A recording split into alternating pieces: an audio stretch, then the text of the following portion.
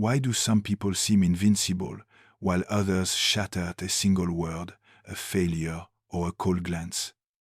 Carl Jung believed the reason is not that they are stronger, but that they understand themselves better. While most people spend their lives avoiding the dark corners within, truly strong individuals step right into them, without fear, without judgment, only with one desire: to understand themselves. Carl Jung once said that our lives are guided by the unconscious, and until we illuminate it, we will call our tragedies fate. But fate is not a binding chain. It is a mirror reflecting what we have not yet dared to confront. Every burst of anger, every wound is a call, an invitation to enter the inner world where all true human power is stored. To build a mind so strong that others must tread carefully around it, you don't need to appear cold or indifferent. You need to become awakened, deep enough to understand yourself, calm enough not to be shaken. When you touch that power, you no longer need to prove anything to anyone, because your presence itself is a declaration. And that is what we will explore today: how to build a mind so strong that it instills fear in others. A mind that does not waver before praise, does not collapse before injury, does not lose itself amid the storms of the world. Because when you understand the true origin of inner strength, you will realize that no one can hurt you unless you grant them that power. You don't need to fight anyone. You only need to awaken. As usual, I have a small challenge for you. Watch the video to the end if you are truly serious about your journey of self-development. Leave a comment: "I accept the challenge," or more briefly, "Accept challenge," to start with the first part of today's video. Part 1. Recognizing the shadow. There is a part of you that you always try to avoid. The part that makes you ashamed, makes you angry, makes you feel not good enough. You suppress it, pretend it doesn't exist, and don the mask of positivity, strength, or kindness. But the paradox is that this very part you are fleeing from holds your true power. Carl Jung called it the shadow. Jung once said, "One does not become enlightened by imagining figures of light, but by making the darkness conscious." The shadow is not something evil, it is simply the rejected portion of the soul, everything you don't want to acknowledge about yourself. Envy, anger, fear, the need for control, the craving for recognition, or even the weakness you deny. Every time you say, "That's not me," you are pushing another fragment of yourself into the darkness. And then that shadow grows, devours your will, and begins to control you from within without you even realizing it. Think about the times you lost your temper over a small remark, envied someone's success, or felt irritated when others received attention. It's not because they did something wrong, it's your shadow projecting outward. You only get angry because you see in them a part of yourself that you haven't accepted. You deny it in silence, but it remains there, whispering through emotional reactions, impulsive words, and unconscious choices. And if you don't look it straight in the face, it will control you, like a puppet that believes itself free. Pause here for a moment. Don't rush past.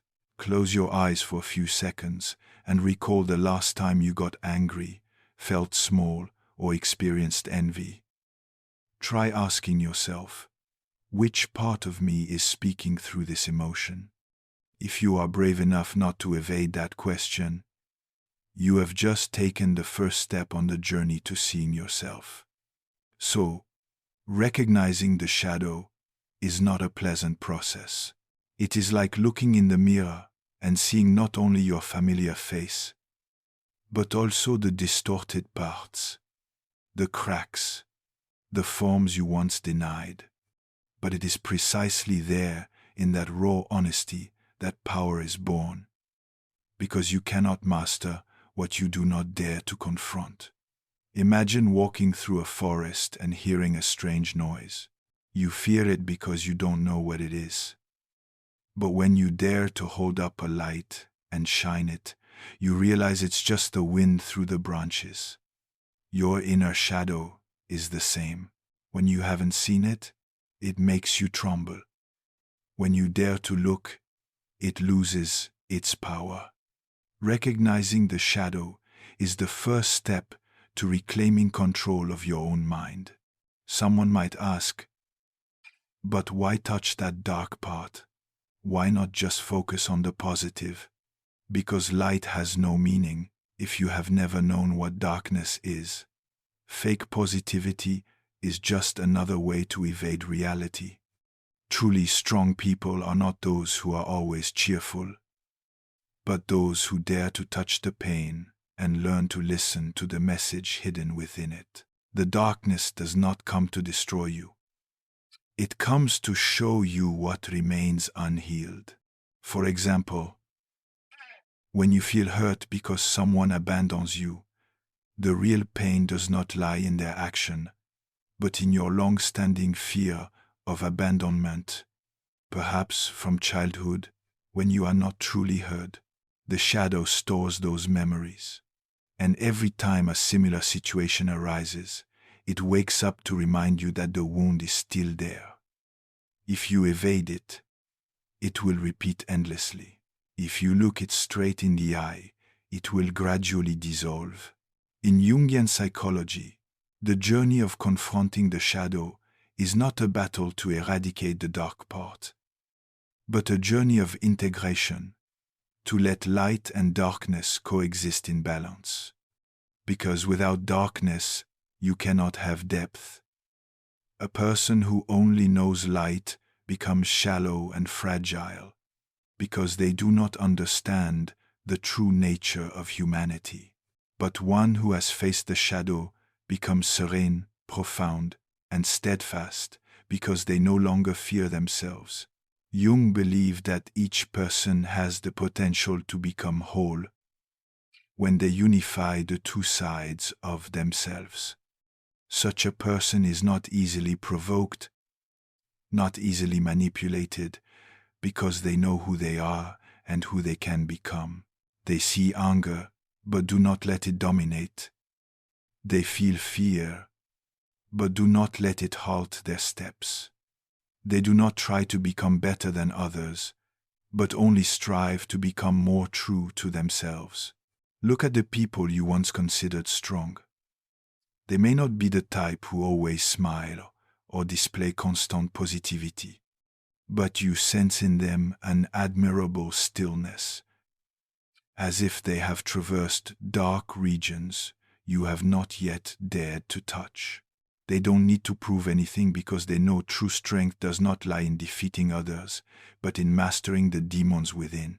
That is why Jung called recognizing and reconciling with the shadow the first step of awakening. You cannot build a strong mind if your foundation is fear, and you cannot become unshakable if you are still fleeing from the dark part of yourself. True strength does not come from accumulating knowledge or discipline, but from the courage to confront what you do not want to see.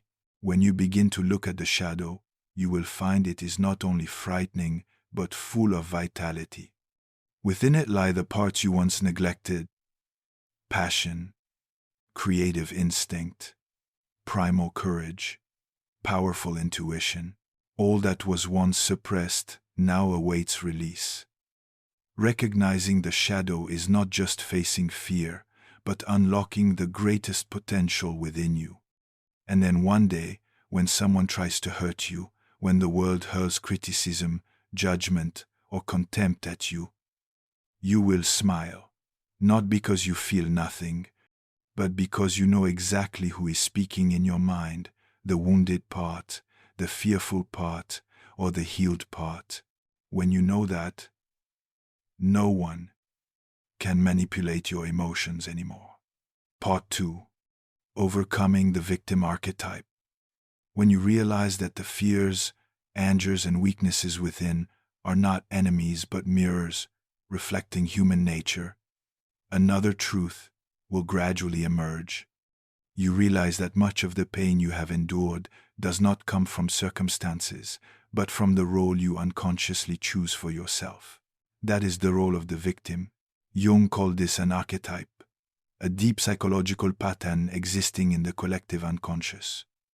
And the victim is one of the most powerful archetypes governing human life. The victim archetype is not a foreign concept. You see it everywhere. In the person who constantly complains that life is unfair, in the one who always blames the past, parents, society, love, or fate. And sometimes you see it in yourself, when you say, "I can't, I would have been different if not for." The victim archetype is very subtle because it cloaks itself in the garb of legitimacy. It makes you believe you are merely the injured party, that everything that happens is someone else's fault. But behind that is a cold truth. When you cast yourself as the victim, you also strip yourself of the power to master your own life. Jung once said, "I am not what happened to me. I am what I choose to become." But to choose, you must be conscious. And that consciousness only comes when you dare to look at how the victim archetype is manipulating you. Because no one is truly a victim forever. Only someone who has not yet realized they could stand up. In analytical psychology, Jung believed that every archetype has two faces, the light and the dark. The victim archetype in its light face helps us recognize pain, empathize, and awaken compassion. But in its dark face, it turns us into dependence on our own suffering. We begin to live through trauma, seeking attention, pity, or validation from others to fill the inner void. It makes us confuse suffering with proof of existence. And that is when the shadow of the victim devours our true self. You can see this in those who have been betrayed, and then carry a deep belief that everyone will leave me. They build walls to protect themselves, but unwittingly imprison themselves in isolation. Or in those who have failed once, and then never dare to try again, because they believe life is not for me. They think they are defending themselves, but in reality, they are protecting their own cage. And that cage is built not from steel, but from distorted beliefs about the self. Carl Jung called this identification with the archetype when a person no longer knows where the self ends and the role begins. You are no longer the one experiencing pain. You become the pain itself. And when that happens, you lose the ability to transform. Jung believed that the prerequisite for escaping the archetype's grip is to become conscious of being gripped by it. Because only when you recognize, "I am playing the victim," can you begin to rewrite the script. A friend of mine who works in an advertising company always complained to me that she felt her boss favored others. Every time someone else got a big project, she would get angry and think, "They never value me." But one day, instead of continuing to complain, Lan paused and asked herself, "Why am I not getting big projects? What can I do differently?" She began proactively suggesting ideas, seeking feedback, and taking responsibility for her work. The way she stepped out of the abandoned role changed everything. The sense of helplessness vanished when Lan realized true power begins with stopping the blame and choosing action. So the answer to the question, how to break free, will not be by denying the pain or forcing yourself to be stronger, but by dialoguing with the emotions. Try looking straight at the voice in your head. Every time you think negatively, ask it, Who is speaking like this? You will realize it is not you. It is the inner child within you. Once abandoned, once unheard, believing that only through suffering would it receive attention from others. And when you begin to listen to that child with empathy instead of judgment, it will no longer need to scream. At that point, the victim archetype dissolves, making way for a new energy, the energy of the creator. The creator does not ask, "Why is this happening to me?" They ask, "What can I learn from this?" The very moment you shift from the first question to the second, you have left the victim role and entered the journey of mastery. For example, some people have endured poverty, abuse, or loss, but they do not let that past define them. They transform it into motivation to help others, to write a new story. They do not deny the pain. They transmute it into strength. Jung would call this the alchemical process of the soul, where lead, suffering, is turned into gold, wisdom. But remember, overcoming the victim archetype does not mean becoming numb. Truly strong people are not those who never fall, but those who know how to rise and understand why they fell. They still feel hurt, but they are not defined by the hurt. They still know pain, but they choose conscious responses. That is the difference between reflex and freedom. From a Jungian perspective, every time you refuse the victim role, you move closer to the self, the center of the psyche, where all archetypes harmonize in balance. There, you are no longer shaped by circumstances, but the one shaping them. You no longer seek a savior, because you understand that you are the one who saves yourself. Try imagining if from tomorrow you stop saying "I can't" and replace it with "I choose not to do this right now." The second statement carries the same content, but holds power because it acknowledges that you have the right to choose.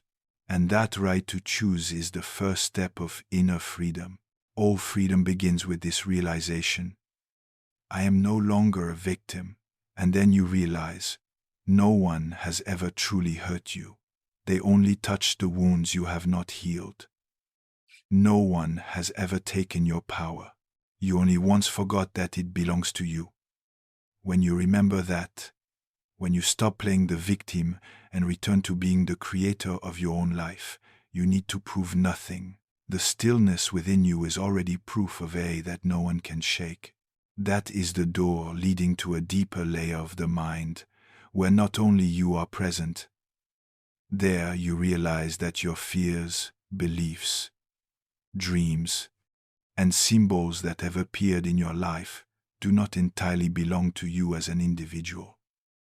They are the flow of thousands of years of human consciousness operating within you. Jung called that deep layer the collective unconscious. The collective unconscious is not a mystical concept. It is the shared spiritual repository of humanity, where all experiences, memories, and primal emotions have accumulated across thousands of generations. Every human being is born inheriting this treasure trove. Like a spiritual inheritance, you do not need to learn to fear the dark, to love the light, to tremble before beauty, or shiver at the face of death. It is all already pre-programmed in the deepest recesses of your mind. And it is from that repository that archetypes form. Universal, symbolic images that appear in dreams, myths, religions, and even in modern life today. You may never have read Greek mythology, yet you still understand the feeling of Prometheus, the one who dared to steal fire from the gods to give to humanity. Because deep in the collective unconscious, you too carry the archetype of the rebel, the challenger of limits in pursuit of the light of knowledge. You may never have encountered a figure like Athena, but you still recognize the archetype of the wise one within yourself when you choose reason over instinct, when you hold stillness amid chaos. The collective unconscious is what connects you to all of humanity, no matter the century or culture in which you live. It explains why a child anywhere fears the night, yearns to be loved, imagines heroes, mothers, and death. Those images do not come from the external world. They are the ancient language of the soul, the spiritual heritage you carry within. But the strange thing is, most of us live our entire lives without ever touching this deep layer. We are trapped on the surface, where reason, logic, and the ego hold sway. We think we are choosing, but in truth, the collective unconscious whispers behind every action, every emotion, every dream. You think you love someone because they fit, but deep down, you may be guided by the archetype of the anima or animus, the unconscious image of the ideal feminine or masculine within. You think you want success to affirm your worth, but in reality, you are living the archetype of the hero, battling your own dragon to find the treasure which Jung believed symbolizes self-realization. Understanding this is a turning point, because when you begin to see the archetypes operating within you, you are no longer their puppet. You start choosing how to express them consciously. For instance, the mother archetype might drive you to sacrifice yourself to exhaustion for others. But when you recognize it, you can transform that energy from blind sacrifice to compassion, from control to mindful care. Or the warrior archetype, if unconscious, it makes you aggressive, bent on victory at any cost. But when you master it, it becomes the strength to protect boundaries, to stand for what is right without being ruled by hatred. Within each person exist dozens of such archetypes: the teacher, the healer, the betrayer, the wanderer, the king, the warrior, the creator. They come and go, shifting with time and circumstance. The issue is not to eliminate them, but to learn to call upon the right one when needed. Like a skilled director, you do not let a single actor dominate the stage. You know when to let the warrior appear, when the healer needs to speak, when the wise one should lead. A strong mind does not try to control everything, but one that knows how to work with the unconscious rather than being controlled by it. An intriguing example: in moments when you feel lost, unsure of who you are or what you live for, that is not a sign of failure, but a call from the collective unconscious. Like the heroes in myths, you are entering the dark night of the soul, where you must leave the safe confines of the ego to find your true self. At that deep level, you will encounter strange symbols in dreams: a forest, an old house, a guide, a snake, a stream. Do not dismiss them. Jung believed every dream symbol is a message from the unconscious, a map guiding the journey of awakening. And if in this moment an image, dream, or memory has just flickered into view, do not ignore it. Write it down or share it in the comments as a small fragment of the shared ocean we are exploring together. Because sometimes what you share is not just yours, but the whisper of the collective unconscious, seeking to be seen through your very story. When you learn to listen to that symbolic language through dreams, intuition, and strange synchronicities, you begin to unlock the inner treasure. You no longer live solely by reason, but by the ancient wisdom of the collective soul. You realize you are not alone, for every story you are living has been told by humanity for thousands of years. You are merely rewriting them in your own way. Amid the clamor of the world, when you achieve this, you touch a power that logic cannot explain, an intelligence beyond the individual. Jung called it inner guidance. When you connect to this deep layer, your decisions no longer stem from fear or ambition, but from a profound knowing, as if your soul already knew the way. Try imagining you are a drop of water in the ocean. When you see yourself only as a small drop, you feel weak, isolated, and afraid. But when you realize you belong to the ocean, that the current within you is the current of the vast sea, you fear no more. That is the experience of touching the collective unconscious, union with the spiritual source of humanity. When you live from that depth, you no longer react as a small individual. You act as part of something greater. And that is when your mind becomes as steadfast as a mountain.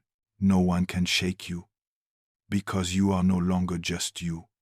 You are the crystallization of thousands of years of wisdom, the voice of the collective unconscious made conscious. Part 4. The journey of individuation, the pinnacle of inner strength.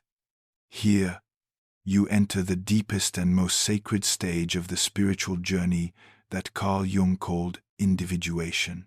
If accessing the collective unconscious connects you to humanity's shared wisdom, then the journey of individuation is the destination where all those parts merge into one.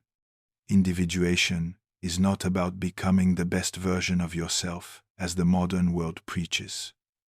It is the journey of returning to who you truly are, whole, unified, and authentic. Jung believed every person is born with a soul map, a unique path no one else can walk for them. But most of us spend our lives pleasing others, fitting into societal molds, becoming what the world expects. We build the ego as a mask for survival, gradually losing the call from deep within, the call of the self, the total self. Jung said the self is not a grander ego, but the true center of the entire person, where light and shadow, conscious and unconscious, individual and collective, harmonize into a unified whole. It is the place where you no longer tear yourself between I should and I want, between right and wrong, between what they think and who I am. When you touch that state, you no longer need to play any role. You become your soul itself. But that journey is not easy. To ascend, you must let go. Let go of the roles that once saved you from hurt, but now imprison you. Let go of the illusions about who you think you must become. The process of individuation is not accumulation, but divestment. Step by step, you peel away the layers that are not yours, until only the original, pure, and most authentic essence remains. One on the path of individuation often goes through phases of crisis. At such times, you realize that the success, fame, or self-image you once pursued no longer suffices to define life's meaning. You begin seeking something deeper, wholeness. And it is precisely there that the journey of individuation begins. Try looking back at your life. How many times have you done something just because you should, must, or everyone does? How many times have you felt you were living without truly living, merely acting in a pre-written script? Jung believed those moments of restlessness are not failures, but the soul's call. The soul does not shout, it whispers, "This is not me." And when you are brave enough to listen, you begin returning to your true path, the path of individuation. On that journey, you will rediscover parts of yourself you once neglected. Perhaps the creativity is stifled by fear of failure. Perhaps the passion was extinguished by the pressures of practical life, or the deep intuition denied by reason. Each time you dare to listen and call them back, you are gradually integrating yourself. And the miracle is, the more original you become, the more deeply connected you feel to the world. Because only when you are truly yourself can you truly see others. In the collective unconscious, Jung observed that every culture tells of this journey: the hero's departure from home, confrontation with monsters, and return with treasure. But Jung emphasized that the treasure is not outside, it is within the hero. The monster you must face is not a real enemy, but the fear, doubt, and old patterns in your own mind. And when you conquer them, the reward is not glory, but awakening. Think of the artist who finds their unique style after years of copying others, or the one who collapses in crisis, then rises to live an entirely different life. Not for anyone else, but because it feels, this is me. That is the manifestation of individuation. Not everyone recognizes it, but every time you do something truly aligned with your soul, you draw closer to that pinnacle. Individuation does not make you perfect. It makes you real. You still have flaws, still have shadow, but you no longer fear them.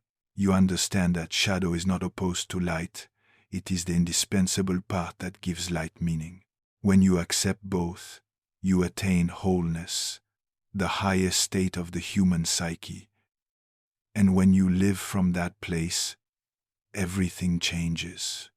You are no longer driven by fear of loss, the need for acceptance, or the desire to prove yourself.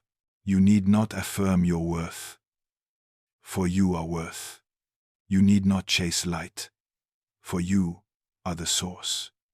Jung believed that one who reaches this stage possesses an unshakable peace, a peace that inspires awe and caution in others, because they cannot fathom how you remain so steadfast in a chaotic world.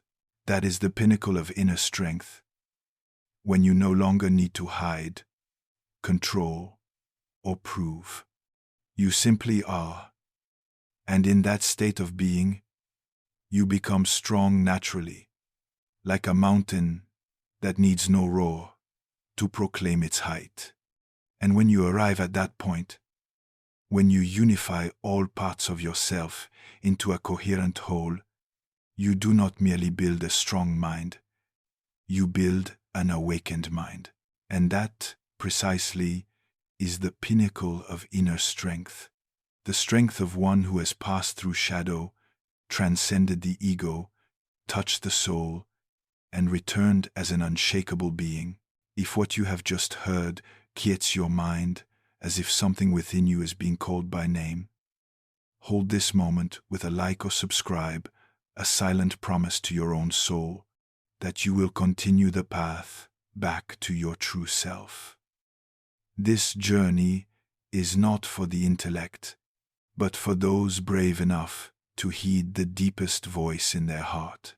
And it is here that we enter the most essential part, training the mind, how to live with a strong, clear, and profound mind.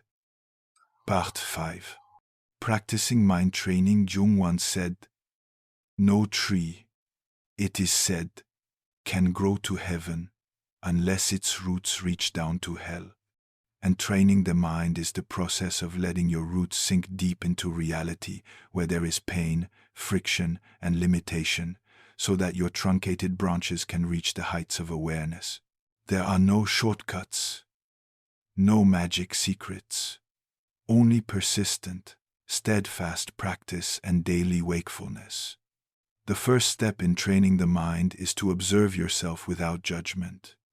This is the foundation of all inner development, and it is what most of us fail to do, because when a negative emotion arises, anger, fear, or envy, our natural reflex is to resist it or flee.